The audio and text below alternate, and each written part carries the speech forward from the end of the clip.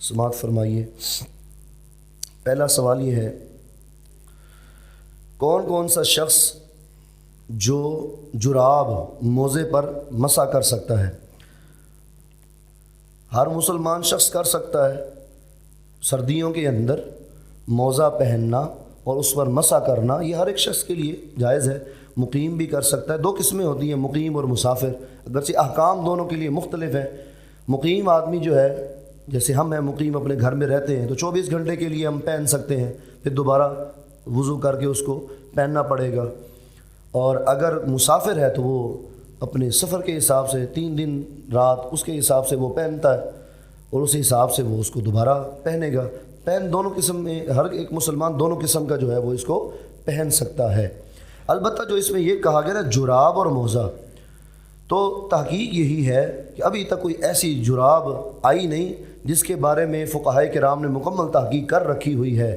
Market کے اندر کہا جاتا ہے جی وہ ایسی جرابیں آئی ہیں جن کے اندر سے ہوا اور پانی نہیں گزرتے ہیں۔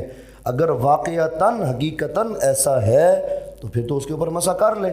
موزہ وہ ہوتا ہے، میں آخری بات یہ عرض کر دیتا ہوں شروع میں ہی، موزہ وہ ہوتا ہے جس کے اندر سے ہوا اور پانی کا گزر نہ ہو، جس کے اندر ہوا اور پانی کا گزر نہ ہو، موزہ اسے کہتے ہیں۔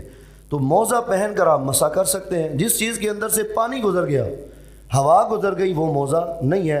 لہٰذا جراب ایسی ہی چیز ہے جس کے اندر سے پانی بھی گزر جاتا ہے اور ہوا بھی گزر جاتی ہے، لہٰذا اس کے اوپر مسح نہیں ہو سکتا۔ ٹھیک ہے جی۔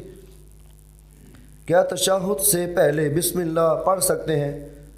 یہ ایسا مقام ہے جہاں پڑھنے کی حاجت نہیں ہے، ضرورت نہیں ہے۔ اگر کوئی بندہ بھولے سے پڑھ بیٹھا ہے تو گناہ بھی نہیں ہے، نماز بھی نہیں ٹوٹے گی، کوئی سجدہ صاحب بھی نہیں کرنا پڑے گا اگر کوئی پڑھ لیتا ہے، کیونکہ یہ نماز کا حصہ ہے۔ نماز میں اس کو ہم پڑھ سکتے ہیں۔ جو چیز نماز میں پڑھی جا سکتی ہے اس کے پڑھنے سے کوئی فرق نہیں آتا ہے۔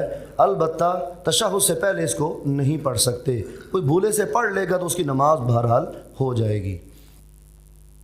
کیا نماز میں نیت بدل سکتے ہیں؟ جی ہاں، نیت بدل سکتے ہیں، لیکن یہ وہ بندہ کرے جس کو سب سے پہلے اس بات کا پتہ ہو کہ بدلنی کہاں ہے، کیسے ہے، ورنہ ایسا پنگا نہیں لینا چاہیے کہ پڑھ کوئی اور رہا ہے نیت کوئی اور کر دے۔ جہاں ممکن ہوتا ہے نا نیت بدلی جا سکتی ہے۔ مثلا ایک بندہ اللہ اکبر کہنے سے پہلے، یعنی تکبیر تحریمہ کہنے سے پہلے اس نے نیت کی تھی کہ میں اس کی 2 نمازیں رہتی ہیں، ظہر کی اور عصر کی، دونوں پڑھنی ہے اس نے، مغرب کی اس نے پڑھ لی ہے، اس نے قضا کرنی ہے۔ نیت کی تھی پہلے ظہر کی میں قضا کر لوں، اللہ اکبر کہا، دل میں ارادہ کر لیا نہیں میں پہلے عصر کی کر لوں، اب وہ عصر کی شروع ہو چکی ہے، نیت بدل سکتے ہیں، وہ عصر کی ہو جائے گی۔ اتنی گنجائش موجود ہے۔ اعمال کا دار و مدار جیسی نیت رکھے گا ویسا ادا ہو جائے گا۔ ٹھیک ہے جی، ادائیگی ہو جائے گی، لیکن زور اس کو دوبارہ پڑھنی پڑے گی۔ سمجھ آ گئی جی بات؟ نیت بدل سکتے ہیں نماز کے اندر، لیکن یہ ایسے موقع پر کرنا چاہیے جہاں گنجائش بندی ہو، ورنہ مسائل بھی اور پیدا ہو سکتے ہیں۔